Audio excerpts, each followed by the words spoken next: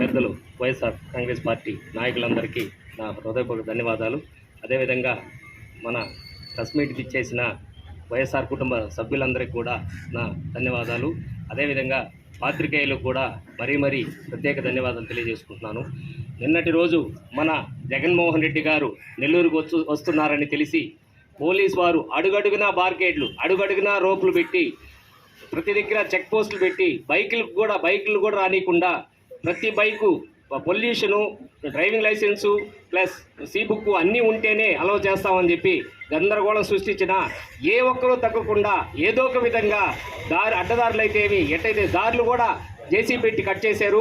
అవన్నీ తొలగించుకొని ఏదో ఒక విధంగా వచ్చి మన జగనన్నని మీటింగ్ జయప్రదం చేసిన ప్రతి ఒక్కరికి పేరున నా ధన్యవాదాలు తెలుపుకుంటున్నాను.